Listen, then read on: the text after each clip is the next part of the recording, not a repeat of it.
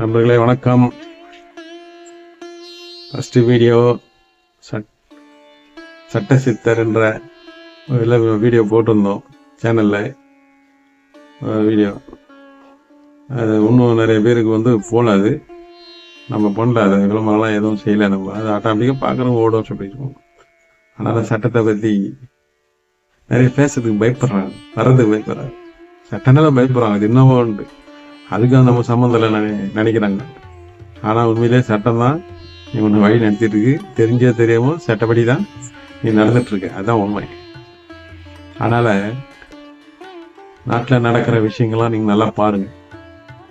நான் ஏற்கனவே சொல்லியிருக்கேன், சட்டன்றது ஒரு மனிதன் இந்த பூமியில் பிறந்த உடனே அவன் மேலே ஆளுமை உண்டாகிறது.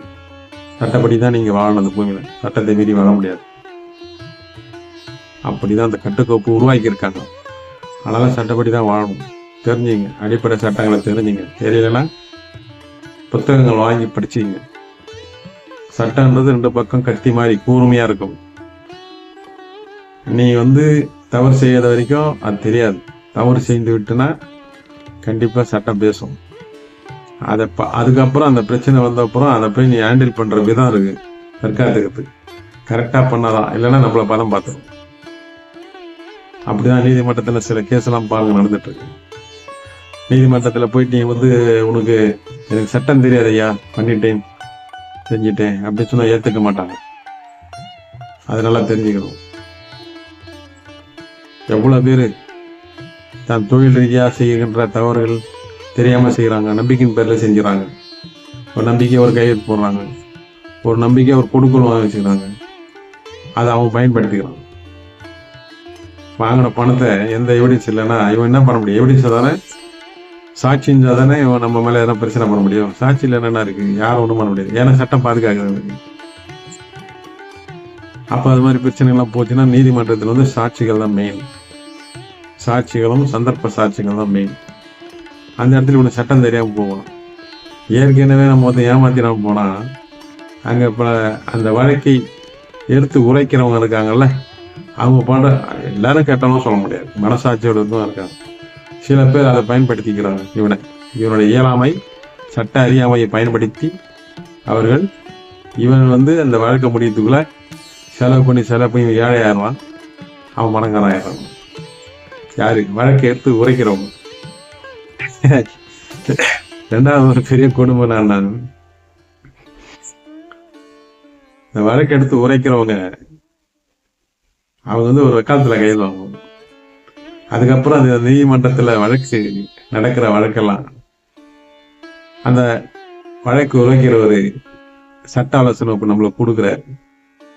இப்படி இருங்க, இப்படி பண்ணுங்க, அப்படி செய்யுங்க, அப்படி போறான்னு. அப்படி அவர் ஒரு தவறான அவரை மீறி ஒரு சட்ட அதில் ஒரு சிக்கல் இவராலே அவரு ஆலோசனை படியே அவர் சட்ட சிக்கல் வந்துச்சுன்னா அதுக்கு பொறுப்பு அந்த வழக்கில் பாதிக்கப்பட்டவங்க தான். யார் அந்த வழக்கு உரைக்கிறவருக்கு கிளைண்ட்டாக இருக்கிறோம், அந்த கிளைண்ட்டுக்கு தான் பாதிப்பு. இவனுக்கு சட்டம் தெரியாது. சட்டம் தெரிஞ்சது எல்லாம் பண்ணணும். அவரே தப்பு பண்ணால் அந்த தப்பு கூட இவர் தான் சுமக்கணும். அதாவது வக்கீல் வாதாடுறாரு, நல்ல வக்கீல் தான் கொடுக்கணும். நல்ல வக்கீல் கட்டி வைக்கலாம் நமக்கு தெரியாது. பெரிய பணக்காரன் கேஸு, அரசியல்வாதி கேஸு, இல்லை அரசியல் கேஸு நடத்துறவங்க தான் பெரிய வக்கீல். பேர் பேப்பர்ல இதெல்லாம் தான் பெரிய வக்கீல்ன்றோம். சட்டம் எல்லாம் ஒன்றுதான் இருக்கு. எந்த சட்டத்தை நீ எப்படி பயன்படுத்துறோன்னு அந்த வாத திறமை, அந்த எந்த நேரத்துக்கு அந்த ஜட்ஜிக்கு எப்படி அந்த வாதத்தை கரெக்டாக வைக்கணுமோ அப்படி வச்சு வாதாடுறவங்க தான் ஜெயிக்கிறாங்க. அந்த திறமை இருக்கணும். இப்போ அப்படி கிடையாது. பெரிய அரசியல்வாதி சும்மா கூட வாதாடி பேர் எடுத்துருவாங்க, அவங்க தான் பெரிய வக்கீல், வழக்கறிஞர் அப்படின்னு அவங்கள பயன்படுத்த. அவங்க தப்பு சொல்ல முடியாது. அவங்களுக்கு வாய்ப்பு கிடையாது, பயன்படுத்திக்கிறாங்க, அவ்வளவுதான். அப்போ நீ என்ன தப்பு நீ அவர் மேல தப்பு குற்றம் சொல்ல முடியாது. அப்படிதான் வச்சிருக்காங்க.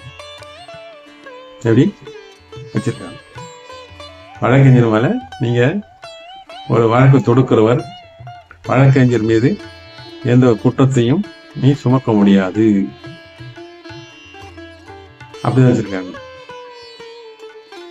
என்ன பண்ண முடியும்? அது தெரியுமா சட்ட மக்களுக்கு? அவ்வளோ இந்த பாதிப்புலாம் நிறைய இருக்குது. இதெல்லாம் வெளியே வர்றதில்லை. இப்போதான் நீதிமன்றங்கள்ல வழக்கறிஞங்களாம் ஜட்ஜிக்கிட்ட நேரடியாக பேசுகிறாங்க, தைரியமாக பேசுகிறாங்க. சில ஜட்ஜிங்க மேலே விமர்சனம் பண்ணுறாங்க. சில பேர் ஜட்ஜிங்கெல்லாம் விமர்சனம் பண்ணக்கூடாது, தப்பே பண்ண கூட விமர்சனம் பண்ணக்கூடாது. ஏன்னா ஒரு கருத்து, அது தப்பு பண்ணால் விமர்சனம் பண்ணால் கடைசியில் நம்ம அங்கே தான் நம்ம நிற்கிறோம். நீதி தேவதை, தெய்வம் மாதிரி நினைக்கிறாங்க மக்கள். நீதிபதிகளை தெய்வமாக நினைக்கிறாங்க. சில தீர்ப்புகளை அவங்கள அறியாவே நல்ல தீர்ப்பு கொடுக்குறாங்க. அப்போ அவங்க என்ன செயல்பட, இறையாற்ற செயல்படுது. இறைவன் அவங்களுடைய மனசையும் புத்தியும் மாற்றி அந்த வழக்கு நேர்மையாக கொடுக்குறான், தீர்ப்பு கொடுக்குறாங்க. ரெண்டாவது நீதிமன்றங்கள். நீதிமன்றம்னா நீதி என்ன? நியாயம். நியாயத்தை கொடுக்குதான் நீதிமன்றம். இப்ப நீதி கிடைக்குதா, தீர்ப்பு கிடைக்குதா? நமக்கு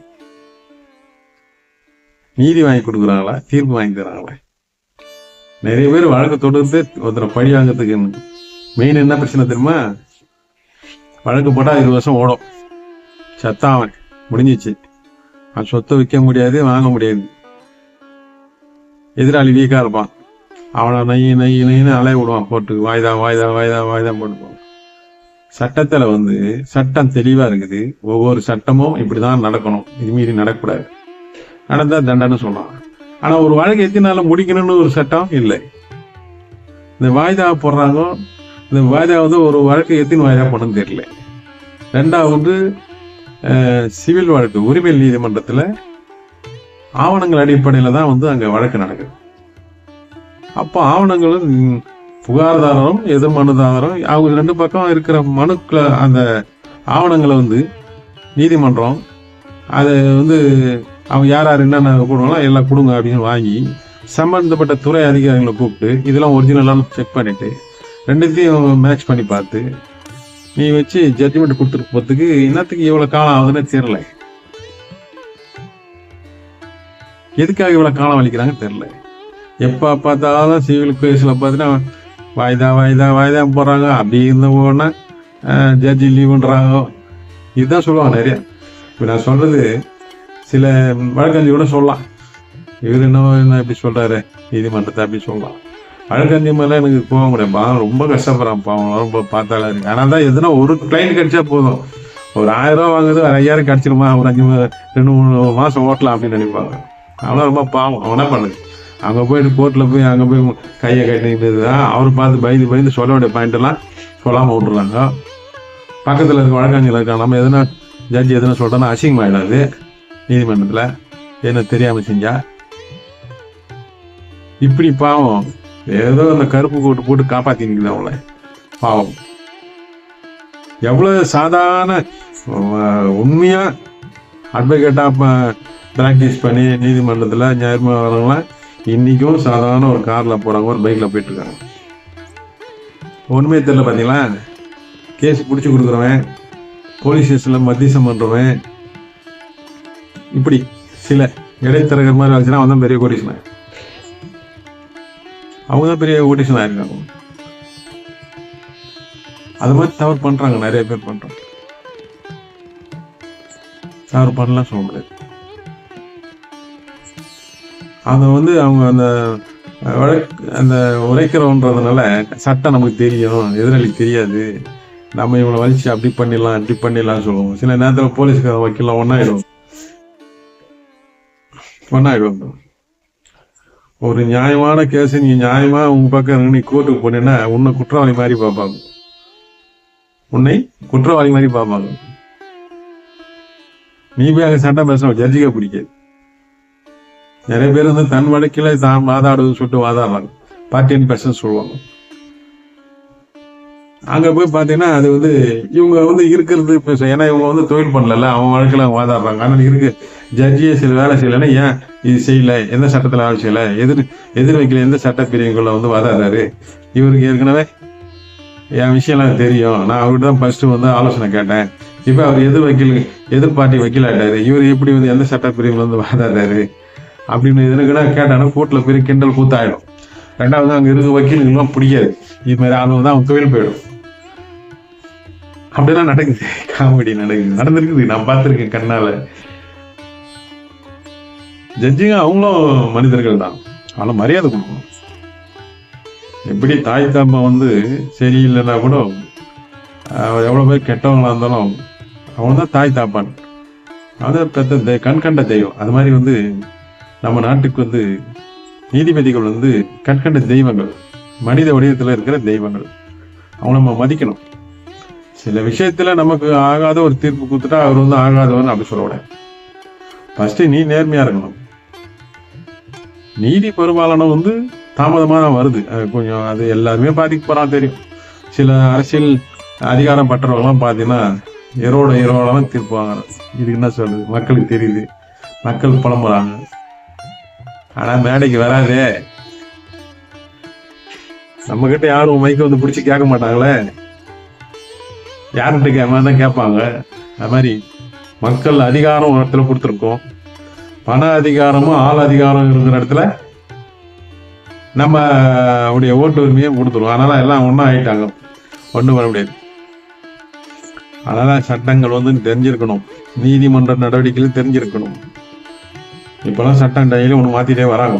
இந்த கவர்மெண்ட் வந்த அப்புறம் நிறைய விஷயம் மாத்துறாங்க, செய்யறாங்க. நம்மள அப்படியே இந்த கிடுக்கு பிடி போட்ட மாதிரி அப்படி கொஞ்சம் கொஞ்சமா ஏறிக்கிட்டே வராங்க. அரசாங்கத்துக்கு வந்து இன்னும் ஒரு கொஞ்சம் காலம் போச்சுன்னா நீ நகை வந்து ஒரு இன்ச்சு வெட்டினா கூட அவனுக்கு தெரியும். அது மாதிரி இந்த சிப்பெல்லாம் வைக்க போறாங்க சொல்லிட்டு இருக்காங்க. அது உண்மையாக அப்படியே இருந்ததுல அதான் சொல்றாங்க, சிப்பு வச்சுக்கலாம் உனக்கு ஏடிஎம் கார்டு லொட்டு கார்டெல்லாம் தேவையில்லை. கடையில் போய் பொருள் வாங்கிட்டு வந்தோன்னா டோர்ல இருந்து வெளியே வந்து ஸ்கேன் ஆகிடும், உன் பேங்க்ல இருந்து அமௌண்ட் போயிடும். அப்போ நீ எங்கே வேலை செய்கிற, நீ என்ன பண்ணுற, ஏது செய்கிற எல்லாமே போயிடும். அந்த அளவுக்கு வந்து மக்களை வந்து கண்காணிக்கிறதுக்கு அரசாங்கம் வந்து சீக்ரெட் சேஃப்டிக்காக இப்படிலாம் நவீனமாக உருவாக்கிட்டு இருக்காங்க. ஆனால் நம்ம பழைய ஆளுங்களுக்குலாம் இதெல்லாம் ஒத்து வராது, அதனால மனவேதனை இருக்கும். இன்னைக்கு வர ஜென்ரேஷன் வந்து அதில் படித்து அதிலேயே போயிட்டாங்க. இப்படிதான் ரோபோவா ஆயிட்டாங்க, ரோபோவா வரப்போறாங்க எல்லாமே. அவ்வளோதான், சட்டப்படிதான் பயங்கரமா சட்டப்படிதான் எல்லாம் நடக்கும். நம்மளோட முடியணும்னு நினைக்கிறேன். நம்ம இஷ்டத்துக்கு நடக்கிறது, சுதந்திரமா வர்றது போறது பேசுறது அதெல்லாம் முடிஞ்சு நினைக்குமே வராது, அப்படி ஆயிடும். அதனால சட்டங்கள் வந்து அடிப்படை நடைமுறை சட்டங்களை நீங்க தெரிஞ்சு வச்சு. இப்பதான் கூகுள் இருக்குதே குலதெய்வம், எதை கேட்டாலும் சொல்லுது. அது ஜிபிடின்றாங்க, அது ஒண்ணு ஏய் அதுல கேட்டாலும் சொல்லுது. அவனை கேட்டு உங்க சந்தேகங்கள்லாம் நீங்க கேட்டுக்கிட்டு மனிதனா வாழ கத்துக்க. அதே மாதிரி சட்டங்கள் நம்ம சாதகம் மாறுன்னு சொல்லிட்டு எதிராளியும் பழி வாங்க நினைக்காது. எதிராளி எதுவும் தெரிஞ்சுக்கிட்டு தப்பு பண்ணேன் வா. என் அனுபவத்துல நான் வந்து ஆன்மீக ரீதியா மன ரீதியா நான் செஞ்சுக்க சொன்னா, எனக்கே வந்து நான் வியாபாரம் பண்ணிட்டு காலத்துல வந்து ஒருத்தரை நம்பி வந்து வழக்கு ஒன்று நடந்தது. அப்போ ரொம்ப நான் வந்து கஷ்டப்பட்டேன்.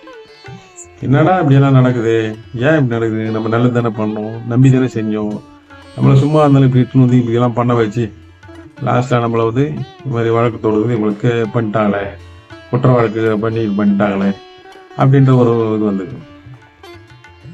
அப்போ நான் வந்து வேண்டிக்கிட்டேன், நான் எதுவும் தப்பு பண்ணல, என்ன இதுலேருந்து என்னை காப்பாற்றுங்க சாமி வேண்டுறேன், பொதுவாக வேண்டுறேன். அப்படி நான் இனிமேல் அந்த தப்பு எந்த தப்பு நான் பண்ண மாட்டேன், செய்ய மாட்டேன் அப்படின்னு சொன்னேன். அவ்வளோதான். அந்த வழக்குலேருந்து நான் வெளியே வந்துட்டேன். அப்போதான் எனக்கு ஒன்று புரிஞ்சுது. அப்போ அந்த வழக்கு உயர்நீதிமன்றத்தில் ஒருத்தர் வழக்கு நடத்தியிருந்தார். அவர் ஆர்பாரில் வந்து பெரிய ஆளாக இருந்தார், கான்ட்ராக்டாக இருந்தார். ஏதோ ஒரு கேஸ் ஒரு வழக்கில் வந்து அவர் அந்த நீதிமன்றத்துக்கு வழக்கு தொடர் ஒரு அட்வொகேட்டு வந்து பிடிச்சி வந்திருக்காரு. அவர் வரும்போது ஒரு வழக்கறிஞர் வந்து சாதாரணமாக ஒரு வழக்கறிஞர் இருக்கார், அவர்கிட்ட வழக்கு வந்தார். வரும்போது என் பக்கத்தில் இருக்கிற அட்வொகேட்டுங்களுக்குலாம் 500 1000 காசை இருப்பார், அவ்வளோ பணம் வச்சுருந்தார் அவர். அப்புறம் கொஞ்ச நாள் ஆனோன்னே வழக்கறிஞர் அவர் ஒரு பைக் வாங்கினார், வாங்கி பைக்கில் வர ஆரம்பிச்சார். இவர் ஃபஸ்ட்டு காரில் போயிட்டு வந்துரு, பைக்கில் வந்துட்டார். அதுக்கப்புறம் இது வழக்கு தொடர்ந்து வாய்தா பக்கத்தில் பதில் போட இவர் எந்த வேலையும் செய்ய முடியல. லாஸ்ட் ஆனோட நம்ம வக்கீல்கிட்டயே ஒரு காலகட்டத்தில் ஜூனியர் மாதிரி ஆகிட்டார். அவர் வழக்குக்கே ஜூனியர் ஆகிட்டார். அப்புறம் நீதிமன்றத்துக்கு போகிறது வருது, இவரே வக்கீல் சார்பாக அது கட்ட கொடுக்கறது, வாய்தா வாங்குறது, இதெல்லாம் ஒரு வழக்கறிஞருடைய பிஎஃப் தானே இருப்பாங்க, அது மாதிரி செஞ்சு கடைசி காலம் வரைக்கும் ஒரு கிட்டத்தட்ட 18-20 வருஷம் அந்த கேஸ் ஓடி இருக்கு. லாஸ்ட்ல இவருக்கு இங்க பஸ்ல போற சூழ்நிலை தான் வந்துச்சு கடைசி காலத்துல. அப்ப அவர் தான் சொன்னார்,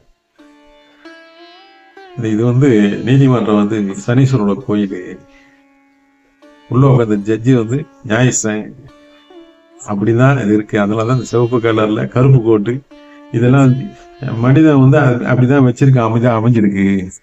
ஆனா தப்பு பண்ணவன் மன்னிப்பு கேட்டா தப்பிச்சிடலாம். ஆனா தப்பிச்சு போன அப்புறம் நம்ம தான் ஹைகோர்ட்டை பாத்துறோம், தப்பிச்சுட்டு இதெல்லாம் பெரிய விஷயம் கிடையாது அப்படின்னு நினைச்சேன்னா தப்பே பண்ணிருக்க மாட்டேன். எப்படி தப்பே பண்ணிருக்க மாட்டேன். யாரோ பண்ண தப்பு உனக்கு எப்படிதான் உள்ள போய்ப்பான்னு தெரியாது வச்சுக்கோங்க, மாட்டிடுவேன். அவர் நியாயஸ்தன் சனீஸ்வரன். அப்போ நீ வந்து ரொம்ப நியாயமா இருக்கணும். கோர்ட்ல போய் நம்ம காசு கொடுத்து வக்கீல வச்சு அதை பண்றோம் இது பண்றோம் குறுக்கோயில போறலாம் போனேன்னா எல்லாம் பார்த்துருப்பா. சரி சரி பெரிய வேலை வச்சுக்கலாம் போது எல்லாம் முடியட்டும் லாஸ்டா வச்சுக்கலாம்னு வச்சிருவான். நீ வந்து ஜெயிலுக்கெல்லாம் தண்டனை வாங்கி ஜெயிலுக்கெல்லாம் போக வேண்டியதில்ல, கோர்ட்டுக்கு போயிட்டு வர போயிரு. அதே மன உளைச்சல், பிழைக்கிற பொழப்பு போயிடும், வேலையில இருந்தா வேலை போயிடும், சொன்ன நேரத்துக்கு போக முடியாம ஆயிடும். காலில் போனா சாயங்காலம் ஆயிடும் கோர்ட்டுக்கு. அப்போ கையில காசு இருக்கணும். கோர்ட்டுக்கு போக கையில காசுல வச்சுக்காரு. வக்கீல ஒரு 2-3 நாட்டி தான் வாய்தா வாங்காரு. 4வது போக மாட்டார் கோர்ட்டுக்கு. வாரண்ட் போட்டுருவான். வாரண்ட் போட்டோம் அடிச்சு தீக்கி கடை வாங்கினேன் ஏதோ நகை நட்டு வச்சு காசு தீக்கினேன். ஐயா நாங்க பண்ணிட்டீங்க அப்படின்னு சொல்லிட்டு போனீங்கன்னா என்னப்பா பண்றது? அந்த கிளைண்ட்டு காசு கொடுத்தாரு அவரு போகணும்ல, அதை விட்டுனா எங்க நிற்கிது? நீ என்ன வரைய மாட்டேன்ற? வாய்தாங்க மாத்திரம் வர அந்த நேரத்துக்கு ஏதோ காசு கொடுத்து ஓடி போடுற அப்படின்னு. நீ கிளைண்ட் ஆயிட்ட, கேஸ் ஆயிட்டா. வக்கீல நீ விசாரிச்சுக்கிட்டே இருக்கணும். வழக்குன்னா விசாரிக்கணும், வழக்கறிஞரோட வாழ்க்கை எப்படின்னு விசாரிக்கணும். நீ சொல்றேன், நல்ல அட்வொகேட் என்கிட்ட நிறைய இருக்கிறாங்க. ஒரு 30-40 அட்வொகேட்ஸ் வழக்கறிஞர்கள்லாம் நம்ம நண்பர்கள் இருக்காங்க. ரொம்ப ஜாலியா இருப்பாங்க, நல்லா இருப்பாங்க. தமிழ்நாடு ஃபுல்லாக எனக்கு தெரிஞ்ச வழக்கறிஞர்கள்லாம் இருக்கிறாங்க, நண்பர்களாக இருக்காங்க. அவங்கள வச்சு நான் எதுவும் பயன்படுத்தலை. அவங்க சூழ்நிலை தான் தவறு பண்றதுனால சூழ்நிலை தொழிலாகி போச்சு. என்ன பண்றது? அவங்களே வந்து இன்னைக்கு இந்த நம்ம வழக்கு நடத்திகள் இருக்காருங்கள்ல, ஒரு வழக்கறிஞர்கிட்ட போனா சார் இந்த வழக்கை முடிச்சு ஊற்றி எவ்வளோன்னு கேட்கணும், கேட்டு அது எதனா முறையாக கொடுக்கணும். இல்லை ஒரு வாய்தா வந்தால் சார் இவ்வளோ அப்படின்னு கொடுக்கணும், அதுவும் கிடையாது. அப்போ என்ன பண்ணுறாங்கன்னா வேலை மொத்தம் நம்ம வேலை வாங்கிக்கிறாங்க, அதுக்கப்புறம் விட்டுறான்னு சொல்லிட்டு அவங்க சைலண்டாக இருக்கிறாங்க. கோர்ட்லேருந்து என்ன ஒரு சம்மன் போச்சு வாரண்ட் போச்சுன்னா ஓடிடும். ஆனாலும் அவங்க கரண்ட்லேயே வச்சுருப்பாங்க, உன்னை அந்த வைப்ரேஷன்லேயே வச்சுருப்பாங்க. அப்படி நீ வழக்கை ஃபாலோ பண்றவன் கரெக்டாக கோர்ட்டுக்கு போறவன் வக்கீல் போறானா கூட நீ கோர்ட்டுக்கு போற கேஸை பாரு, சீக்கிரமா முடிஞ்சிடும். அதான் அங்க விஷயம். வழக்கறிஞர்கள் வந்து கேஸ் வழக்கு வந்து அவங்களுக்கு சரியா கிடைக்கல, கஷ்டப்படுறாங்க. வாழ்க்கை அவங்க எப்படி நடத்துறது? உங்களை நம்பிதான் அவங்க இருக்கிறாங்க. வாய்தா போட்டாதான் வருமானம். போனோன்னா கேஸை முடிச்சா எப்படி வருமானம் வரும்? நீதிமன்றத்தில் இப்போ நான் சொன்ன மாதிரி 20 வருஷம் என் கேஸ் நடத்துறீங்க, ஒரே மாசத்துல எல்லாம் பேப்பர் வாங்கி ஆவணங்களை பற்றி சிவில் வழக்க உடனே முடிச்சிருக்கோம் அப்படின்னு சொன்னா அப்புறம் எதுக்கு நீதிமன்றம் இருக்குது? வழக்காகாது. எல்லாம் ஒரு பணத்தை பேஸ் பண்ணி தான் இங்க ஓடிட்டு இருக்கு.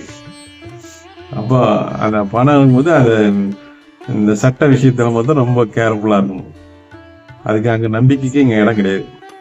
நம்மனே செஞ்சா சொன்னா நீ மாட்டிப்ப. எல்லாம் எழுத்துப்பூர்வமா சாட்சி ஆவணங்களா இருக்கணும். அப்பதான் நீ அதுல இருந்து தப்பிச்சு வர முடியும். அப்படி வந்து நீ அவ்வளவு சட்டத்திட்டம் பேசுறவோ நுணுக்கமா பேசுற பார்த்தா நம்மள கொஞ்சம் வித்தியாசமா பார்ப்பான். நம்மள மிருக மாதிரி பார்ப்பான். ஐயோ மோசமான ஆரம்பம், சட்டப்படியா தான் மோசமான ஆரம்பம். புரியுதுங்களா அவனுக்கு? அப்படிதான் ஓடிட்டு அதனாலதான் தெரியாம மாட்டிக்கிறாங்க. எனக்கு சின்ன சின்ன பசங்களுக்குலாம் ஒன்றும் தெரியல. ஏன்னா சினிமாவில் பார்க்குறதெல்லாம் பார்த்துட்டு இப்படிதான் இருக்கும் அப்படிதான் இருக்கும்னு நினச்சிக்கிறாங்க. இப்போல்லாம் ரொம்ப நுணுக்கமாக அடிக்கிறாங்க, கொள்ளை நுத்தனமாக கொள்ளை அடிக்கிறாங்க. பெரிய பெரிய ஆஃபீஸர்ஸ் பெரிய பெரிய இதெல்லாம் வந்து இன்னைக்கு பயங்கரமாக வருமானத்தை குறுக்கோயில ஈட்டிட்டு இருக்காங்க. காரணம் என்ன? மக்கள் அறியாமை. சட்டம் தெரியாதனாலும் தன்னுடைய பிரச்சனையை எப்படியே சால்வ் பண்ணிக்கணும் சட்டப்படி தெரியாதனாலும், ரெண்டாவது சட்டத்தில் சில ஓட்டைகள் காலதாமதம் செய்யறதுக்கான அந்த நடவடிக்கை இருக்கனால மக்கள் எதுக்கு இப்போ ஒரு 10 நாள் டெய்லியும் வர சொன்னா 2000 செலவாகுது. அந்த 2000 20 கையில குத்துறோம், உடனே நம்ம குடிச்சு குத்துறாங்களே அப்படின்னு தான் போகுது. நீ நிலைமை யாரும் யாரையும் குற்றம் சொல்றதுக்கு அங்கே இல்லை. லஞ்சம் வாங்கினாலும் லஞ்சம் நம்ம கொடுத்து அவனை லஞ்சம் வாங்க வச்சிடும், அதுவே பெரிய குற்றம். அதனால நம்ம தேவைக்கான வசதி வாய்ப்பை வச்சுக்கிட்டு சட்டப்படியாக நேர்மையாக நீங்கள் போனீங்கன்னா உங்களுக்கு யாரும் ஒன்றும் பண்ண முடியாது. அந்த காலத்தில் சொல்லுவாங்க, ஐடி போனால் இன்கம் டேக்ஸ் போனாலே போனால் இன்ச்சு பை இன்ச்சாக க்ளீனாக வச்சு சாந்து போட்டு வாங்கியதோட ஒரு பில்லு வச்சுருப்பாங்க. அப்படி தான் அதை இருக்கேன் கரெக்டாக. அதில் கரெக்டாக இருக்கும். நம்ம ஏனோ தோணுன்னு இருக்குனால அவனுக்கு புரியல. நம்ம எல்லாம் கிராமத்துலேருந்து நகரத்துக்கு வந்திருக்கோம். இப்போ தான் கொஞ்சம் கொஞ்சமாக அறிவு டெவலப் ஆகுது, படிப்பு டெவலப் ஆகிருக்கு. ஆனால் சட்ட ஆளுமை வந்து கிராமம் நகரெல்லாம் கிடையாது, எல்லாம் ஒரே மாதிரியே தான் இருக்குது. கிராமத்தில் இருக்க பாவனாக இருப்பான், அவனுக்கு சட்ட அறிவு கம்மியாக இருக்கும். அவனை எப்படி நம்ம இப்போ அதுக்குன்னு தனி சட்டம் கிடையாது. அவனுக்கு இன்னும் சட்டத்திட்டம் நீதிமன்றம் தனியாக கிடையாது வாதாடுறதுக்கு. எல்லாத்துக்கும் ஒரே நீதிமன்றம், ஒரே ஜட்ஜி, ஒரே வக்கீல் தான். அப்போ இப்படி பாகுபாடற்ற ஒரு வாழ்க்கையை மனுஷன் வந்து ஒரு பெரிய அபாயகரமான வாழ்க்கையாக வாழ்ந்துட்டுருக்கோம். ஏன்னா சாதாரண அவங்க வந்து ஒரு போலீஸ் ஸ்டேஷன் போனாலே அவமானம். பார்க்குறவங்களுக்கு ரொம்ப என்னடா அது நம்ம போட்டு போலீஸ் ஸ்டேஷன் அசிங்கப்படுத்த சொன்னால் அது யார் காரணமாக இருந்தாலும் அவன் மேலே இன்னும் கோவம் அதிகமாகி சொத்தறிஞ்சாலும் பரவாயில்ல விட மாட்டாங்க. இதே இனிமேல் பையத்துக்குன்னு சுற்றி நிற்பான், அவனை கெடுக்கிறதுக்கு என்ன வேலையோ பார்த்துன்னு இருக்கும். இப்படி தான் பிரச்சனைங்க அதிகமாகி வாழ்க்கையை கெடுத்துக்கிறாங்க. இது மற்றவங்களுக்கு சாதகமாக இருக்கு, மற்றவங்களுக்கு வருமானமாக இருக்கு, மற்றவங்களுக்கு தொழிலாக இருக்குது. ஒருத்தனுடைய பிரச்சனை ஒருத்தனுடைய லாபத்துக்கு அது வந்து துணை போகுது. பார்த்தீங்களா, இப்போ சுதந்திரம் வாங்கும்போது நாட்டில் எவ்வளோ போலீஸ் ஸ்டேஷன் இருந்தது, எவ்வளோ போலீஸ் இருந்தது. போலீஸ் எதுக்கு இருக்கு? குற்ற நடவடிக்கைகள் நடக்கக்கூடாது, கம்மியாகணும், மக்களுக்கு வந்து பாதுகாப்பாக இருக்கணும், எந்த பிரச்சனை வரக்கூடாது, அதுதான் இருக்கு. அன்னைக்கு இருந்த போலீஸ் ஸ்டேஷனு சுதந்திரம் ஆன அப்புறம் போலீஸ் அதிகமாக தானே போகுது. குற்றங்கள் கம்மியாக இருக்குதா? குற்றங்கள் எல்லாம் கம்மியாக இருக்குதா? போலீஸ் கம்மியாகணும்ல, ஸ்டேஷன் கம்மியாகணும்ல, ஏன் ஆகல? வருஷம் போலீஸுக்கு ஆள் எதுவும் தான் இருக்கிறாங்க, ஸ்டேஷன் அதிகமாக தான் இருக்குது. நீதிமன்றத்தில் வழக்கு அதிகமாக தான் இருக்குது. அப்போ இதெல்லாம் குற்றம் அதிகமாகுதுன்னு நினைக்கிறதா கம்மியாகுதுன்னு நினைக்கிறதா? எப்படி பாருங்க, ரொம்ப யோசிச்சு பார்த்தா தெரியும் உங்களுக்கு. அப்படி என்ன நடக்குதுன்னு தெரியும். கேட்டால் மக்கள் தொகை அதிகமாக இருக்குதுன்னு. அப்படி மக்கள் தொகை போட்டால் சட்டப்படி வந்து எத்தனை மனிதர்கள் பாதுகாப்புக்கு எத்தனை போலீஸ் இருக்கணும்? இருக்கா? 1 கோடி மக்கள் வாழ்றாங்கன்னா ஒரு இடத்துல அந்த இடத்துல எவ்வளோ போலீஸ், அந்த ஃபோர்ஸ் எவ்வளோ இருக்கணும்? இருக்கா? அது மாதிரி தெரியல. அது மாதிரி நீதிமன்றத்தில் வந்து நிறைய கவர்மெண்ட் கேஸ் வழக்கு போடுறாங்க. வழக்கில் என்ன பண்ணுறது, பொய் வழக்குன்னு நீதிமன்றமே தள்ளிடுது, அரசாங்கம் போட்ட வழக்கே தள்ளிடுது. இவன் விட்டா போதுன்னு வந்துடுறான். ஆனால் அதை மேல்முறை வந்து தப்பு பண்ணிச்சு, எனக்கு காமன் சென்ஸ் கொடு, இல்லை நான் தப்பு பண்ணி அந்த தண்டனை கூட நான் இதுதான் கேட்குறேன், எவனும் கேட்க மாட்டான். கேட்கறதுனால தான் பொய் வழக்கு நிறையா போட்டுட்ருக்கான். நீதிமன்றம், சட்டத்தை பாதுகாக்கக்கூடிய நீதிமன்றம், அதுவாது எதனா கேட்குதா? அதுவும் கேட்க மாட்டேன். இப்படி இதுலேருந்து என்ன புரியுதுன்னா, நீ சட்டம் தெரிஞ்சதும் நீ உன்னை காப்பாற்றிக்கணும், வாய் இருக்கிற புள்ள தான் பழைக்கும் அப்படின்னு சொல்லாம சொல்றாங்க. இந்த சட்டம் தெரிஞ்சவங்க தான் நிறைய பேர் இந்த அரசியல்ல சில பேச்சாளர்கள் சில பேர்லாம் இருக்காங்க. இது தெரிஞ்சுதான் நான் சுக்காம பேசுறது. ஒரு நாட்டை ஆளக்கூடியவன், ஒரு வீட்டை ஆளக்கூடியவன், ஒரு வீட்டில் ஒரு தலைவன் இருக்கானா, அவன் உத்தமனா இருக்கணும், நல்லவனா இருக்கணும், நல்ல அறிவாற்றலோட இருக்கணும் அப்படின்னு நினைக்கிறோம். ஒரு நாட்டை ஆளக்கூடியவன் அவன் நல்லவனா இருந்தால் தானே நாட்டை நல்லவனா வாழ முடியும். மன்னனை வழியா மக்களை வழிதானே. வீட்டில் ஒரு தலைவன் தப்பு பண்ணிட்டான்னா அதை தட்டி கேட்பாங்க. அவனுக்கு அதோட மசிங்கம் போயிடும், அவன் மரியாதை போயிடும், எல்லாமே போயிடும். அப்போ நீ குடும்ப நேரத்துக்கு லாக்கி கிடையாது, தகுதி கிடையாது அப்படின்னு உன் பார்வை அவன் ஒரு பார்வையில் ஒன்று ஒதுக்கி வச்சுக்குவான். ஆனால் ஒரு அரசியல்வாதி எல்லாம் பெரிய இதில் தான் சட்டம் பாதுகாப்பு இருக்கு. அவன் சொந்த விஷயம் நாளைக்கு பேசக்கூடாது. எப்படி நாட்டுக்கு வந்து இவர் ஆளுமை பண்ணுவாராம். ஆனால் அவர் வந்து செய்கிற தப்பு சில விஷயங்களை சொந்த விஷயம் பேசக்கூடாது. சொந்த விஷயத்தில் வந்து எவன் கரெக்டாக இருக்குன்னா அவன் தான் நாட்டை ஆளுவான், நல்லவனா. சொந்த விஷயம் பேசணும் இப்படி. அப்போ புது வாழ்க்கையில் வரக்கூடாது. அவர் மொத்தம் பேசக்கூடாது. ஆனால் தனி மனுஷன் குடும்பத்தை வாழ்றவன் தப்பு பண்ணிட்டா அது 1008 கேள்வி கேட்பாங்க. நீ நல்லவன் கிடையாது, கெட்டவன். அப்படிதான் அரசியல்வாதி இருக்காங்க. பக்காவனா நம்ம ஃப்ராடாக இருப்பாங்க, எல்லா வேலையும் பார்ப்பான் அவங்கள. ஆனால் நீ அதை பற்றி எதுவும் பேசக்கூடாது. மாடையில் வெளியிலும் சொல்லக்கூடாது, இவன் கெட்டவன்பா, இவன் பழக்கவழக்கம் சரியில்லை. அவன் பழக்கவழக்கம் சரியாக இருந்தாலும் எண்ணங்கள் சரியாக இருக்கும், அது இருக்காது. ஆனால் அது பேசக்கூடாது, சொந்த வாழ்க்கையை பேசக்கூடாது. நீ மொல்ல மாதிரியாக கூட முடிய வச்சு இருக்கு, ஆனால் பேசக்கூடாது. ஆனால் நான் நாட்டில் வந்து ஒரு எம்எல்ஏவோ மினிஸ்டரோ ஏதோ ஒரு பெரிய பதவியோ கூட இருக்கலாம், சொந்த வாழ்க்கையை பேசக்கூடாது. அப்படி சட்டம் பாதுகாப்பு. புரியுதுங்களா? அவன் சட்ட பாதுகாப்பு. பணம் இருக்கிறவன் வக்கீல் வச்சிருக்கான், ஆடிட்டர் வச்சிருக்கான், எல்லாம் வச்சிருக்கான், பாதுகாப்போட வாங்கும். எதுவும் இல்லாதவன் அன்னாட காசு சாப்பிட்டு சட்டம் வந்ததில் இருந்ததில் சாப்பிட்டு தூணா சாமி போட ஆடுவான். இங்கே இருந்தால் உழைச்சா 3வது சாப்பாடு, உள்ளே போனால் உழைக்காம 3வது சாப்பாடு. இங்கேனா ஆரோக்கியம் சாப்பாடு, அங்கே ஆரோக்கியமாக சாப்பாடு. அவ்வளோதான் வித்தியாசம், வேற ஒன்றும் கிடையாது.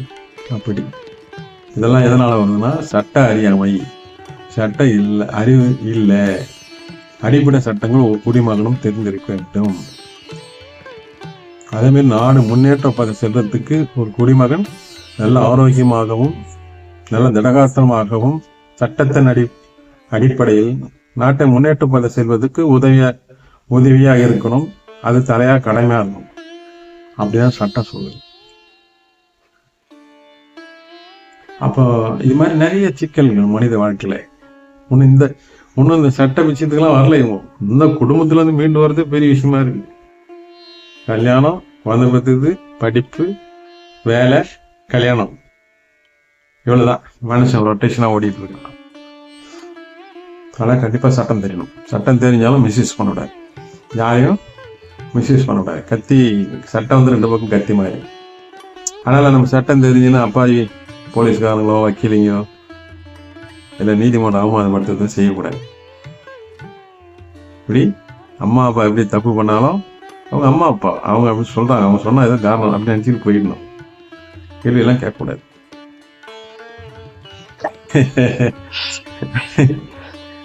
எல்லாம் மன உளைச்சலாக தான் இருக்கும் இந்த பூமியில வாழ்றது. ஆனால் தான் நிறைய பேர் சாமியாரை ஓடி போடுறாங்க. சரி, சாமியாரை ஓடி போடுறாங்க. நான் கொஞ்சம் சட்டம்லாம் சொல்றதுனால என்னை சட்ட சித்தரன்றாங்க. எல்லா விஷயம் எனக்கு வந்து தெரியும், சட்டப்படி என்ன பண்ணாச்சு.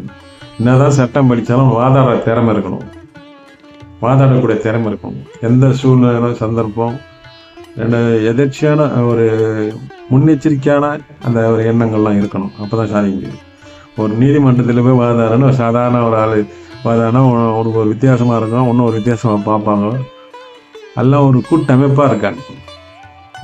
இந்திய அரசமைப்பு கோட்பாடு 19 படி ஒரு 4 பேர் 5 பேர் 7 பேர் சேர்ந்து ஒரு சங்கத்தை ஆரம்பிக்கலாம். அது மாதிரி இப்போ தொழில்களில் எல்லாம் சங்கம் ஆரம்பிச்சுட்டு அவங்க ஒரு இனமாக இருக்கிறாங்க. நம்மளெல்லாம் பார்த்தா பிடிக்காது. உன் வாழ்க்கையில் வேண்டிதான் நீ வாதாடிக்கலாம். தனக்குத்தானே வாதாடுறது பார்ட்டின் பெர்சன். மற்ற வாழ்க்கை நீ வாதாட முடியாது. சிவில் மேட்டருக்கு வாதாடலாம். சிவில் மேட்டருக்கு நீங்கள் அவங்ககிட்ட பவர் வாங்கின்னு பவர் வச்சு நீங்கள் வழக்கு நடத்தலாம். அப்படி ஏன்னா வழக்கு 5 படித்து பார் கவுன்சில் பதிவு பண்ணியிருக்காங்களா, தொழில் பண்ணுறாங்க. தொழில் அது நிறைய சொல்கிறாங்க. அட்வொகேட்டுன்றாங்க, அட்வொகேட் இருந்தால் 2 மீனிங் சொல்கிறாங்க. வழக்கு அரைஞ்சிருந்தாங்க, வழக்கு உறிஞ்சிருந்தாங்க, என்னென்னா பண்ணுறாங்க. இது நடக்குது. எது எப்படி இருந்தாலும் சரி நம்ம கரெக்டாக இருக்கும், அவ்வளோதான். அதனால் ரொம்ப உஷாராக சட்டத்தை தெரிஞ்சு நடந்துங்க. ஆனால் சட்டங்கள்லாம் நல்லா தான் இருக்குது. அது பயன்படுத்துறது தான் சரியாக பயன்படுத்துறது வேற ஒன்றும் கிடையாது. நம்ம கடைப்பிடிப்போம். யாரும் நம்மளால யாருக்கும் தொல்லை இருக்கக்கூடாது, அவங்களால நமக்கு தொல்லை இருக்கக்கூடாது. தற்காத்துக்கணும். சட்டத்துக்கு ரெண்டு பக்கம் கூர்மையா இருக்கும். எந்த பக்கம் குத்தினாலும் குத்தும். வணக்கம்.